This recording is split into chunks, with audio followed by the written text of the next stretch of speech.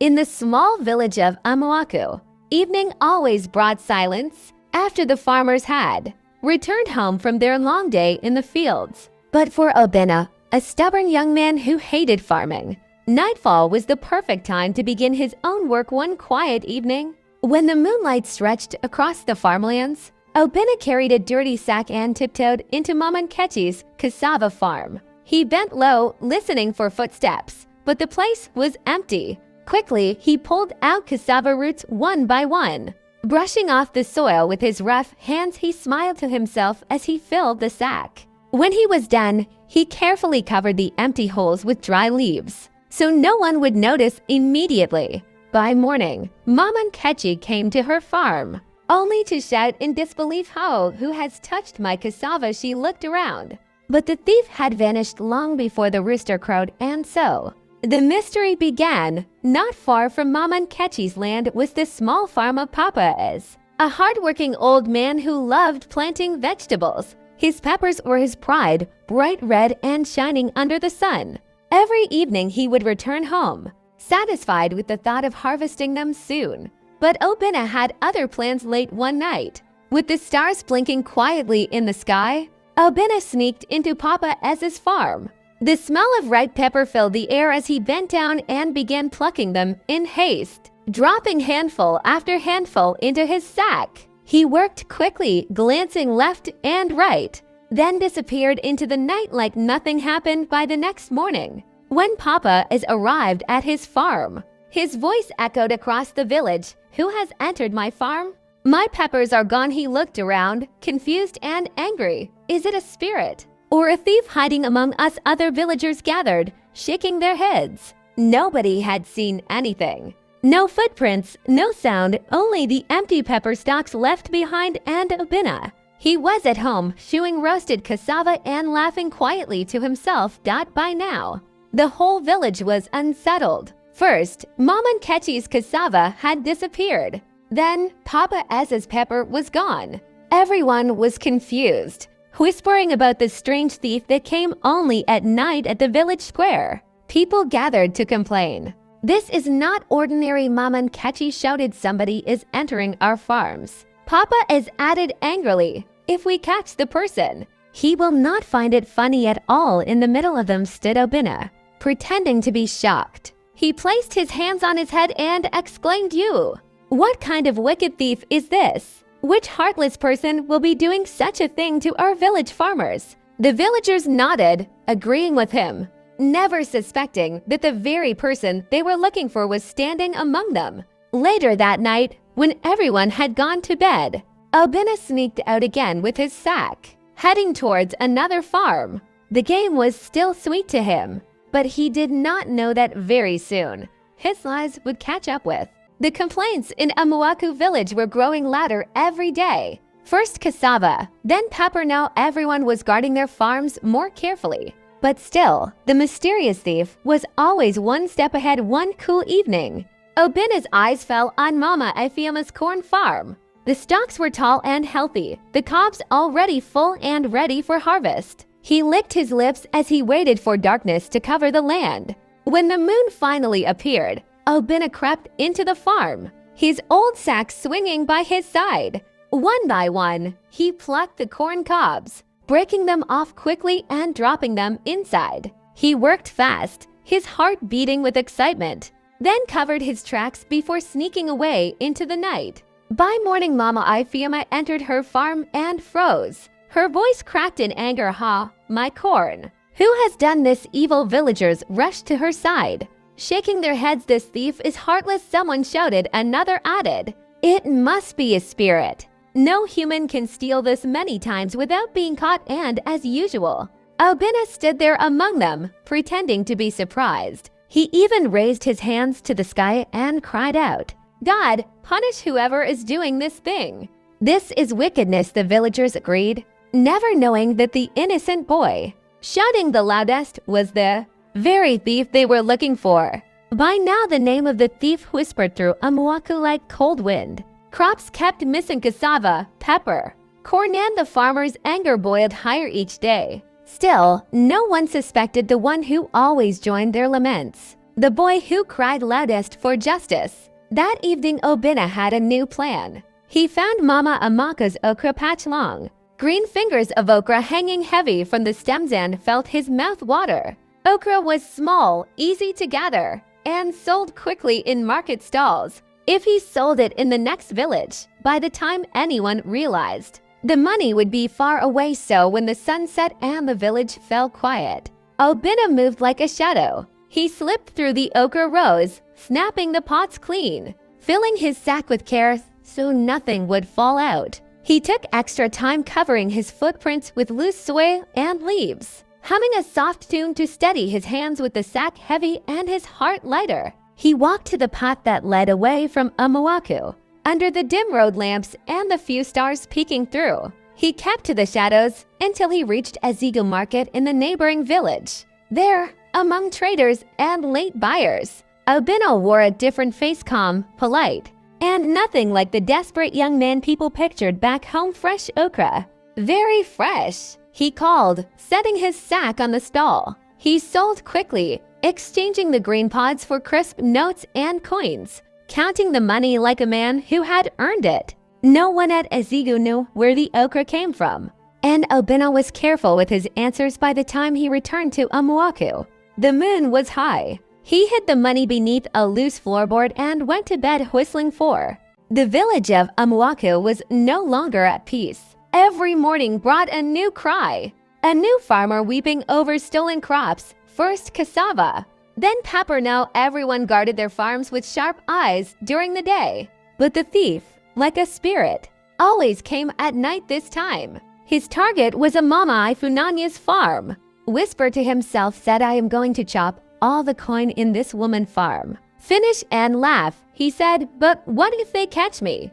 Already go before. He whispered to himself and said, no, they will never catch me. I know how I roll my things. The pride of the village. The stalks were tall, swaying gently in the breeze, their cobs fat and almost ready for harvest. Everyone knew she would soon sell them at the market, and she boasted that no one's corn was as fine as hers. But Obinna had already made his plan that night. While the moon hid behind the clouds, he sneaked out with his old sack. His heart thudded as he approached the tall stalks. He bent down, listened. Silence. Only the sound of night insects filled the air. Snap. He broke the first cob and dropped it in the sack.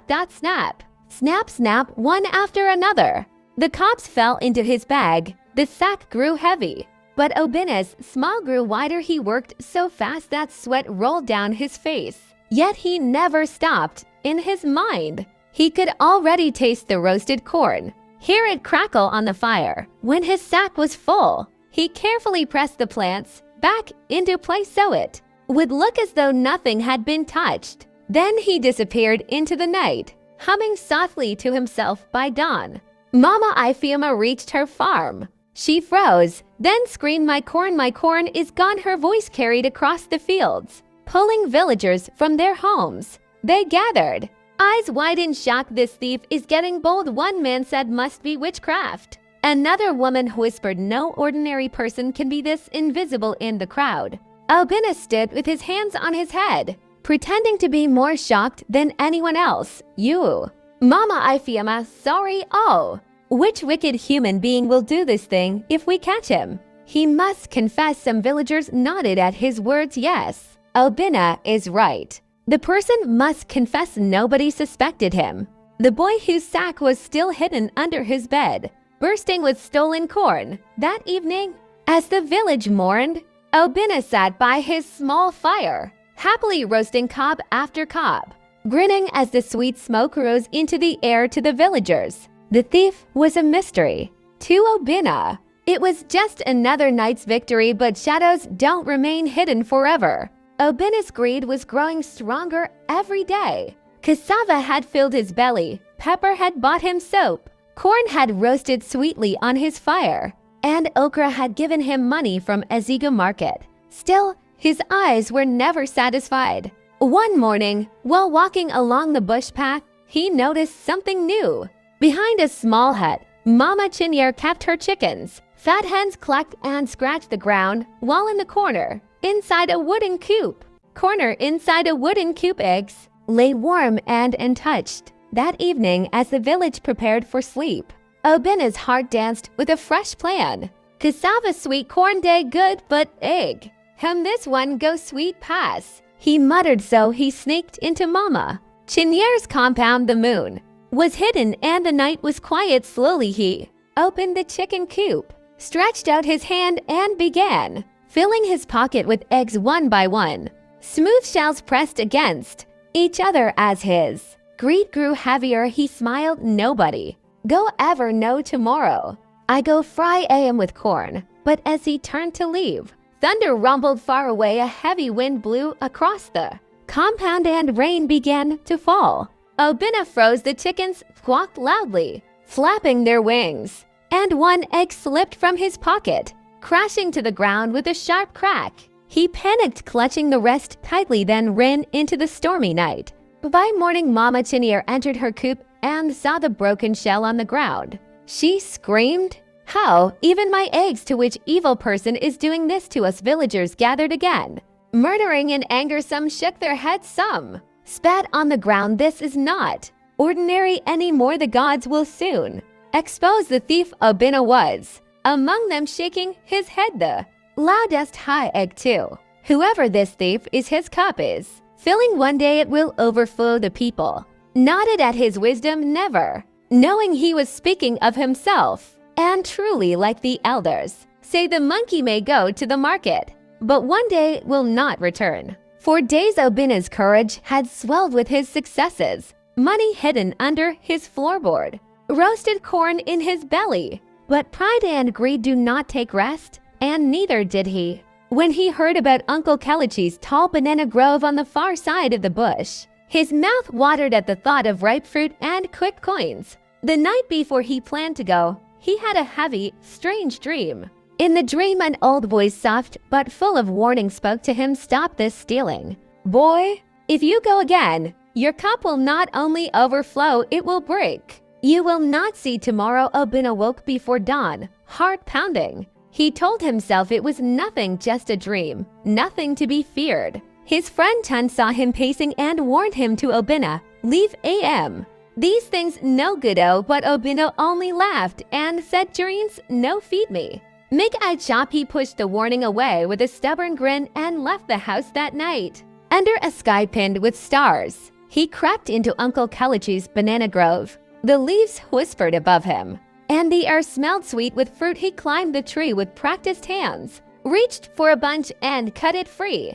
As he swung down, the world changed in a single terrible moment. From the banana shadow, something cold struck his forehead, swift and cruel. He staggered as a fierce pain flared. He had no time to think. A snake, coiled and angry, had lunged from the trunk. Its teeth sank into his forehead, hot and burning. Obina cried out like a man split in two. He tried to run, but as luck no, as justice would have it, a hidden hunter's trap snapped shut around his leg, its iron teeth locking him fast. He tumbled to the earth, bleeding from the bite, the world tilting. The moon hid behind a cloud and the grove seemed to close in. Then, from the path came a shout. Uncle Kelechi, who had risen early to check his trees, saw the movement and rushed in. He stopped it when he found Obina on the ground, snake coiled away, bite on the forehead, one leg trapped in the cruel iron. "What are you doing here?" Uncle Kelechi shouted, furious and afraid.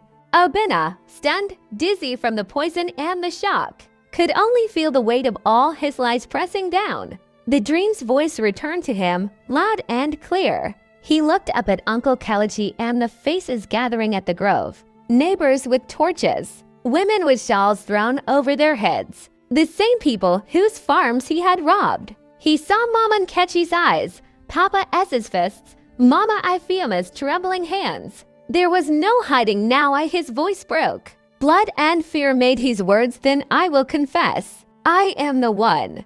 I am the one stealing your cassava, your pepper, your corn, your okra. I was the one who sold the okra in Aziga market. I took the eggs, the bananas. God forgive me. I am the one." Silence fell for a heartbeat, heavy as a rain cloud. Then the square erupted, not in praise, but in outrage. Voices rose, sharp and unforgiving. Wicked boy, someone spat. You have been laughing in your house while we suffer. Cried Mama Nkechi, is this the one who stands and cries for the thief? Someone mocked. They dragged him, half carried, to the center of the village where the elders met. Obinna could no longer tell if the burning on his forehead was from the snake or from shame. He tried to explain how hunger had pushed him, how greed had blinded him, but no explanation would erase the nights their farms were left bare. Elder Nwosu, whose voice was like dry thunder, leaned forward and spoke slowly so everyone would hear. You have shamed yourself and us. Obinna,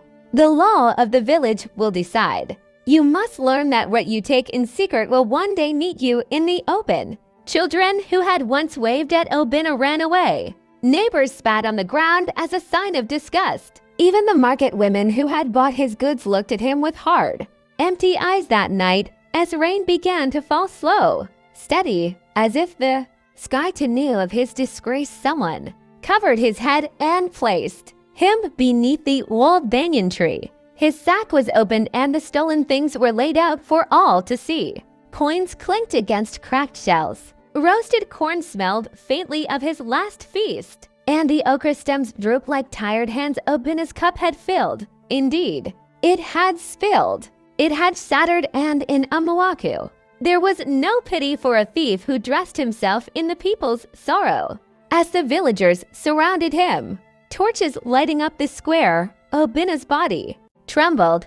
The snake's poison had begun its cruel work. His forehead swelled where the fangs had pierced him, and the pain spread through his veins like fire. The trap still held his leg, and every breath grew weaker. I am sorry, he whispered, his voice fading like smoke in the wind. Please forgive me, but the poison had no mercy. His eyes rolled back, his lips quivered, and before the elders could even decide his punishment, Obinna's chest rose one last time, then fell. Still silence swallowed the square. Even the angry villagers went quiet as the truth settled like dust. The thief had judged himself. His greed had brought him low. His lies had chained him. And the snake had delivered the final blow.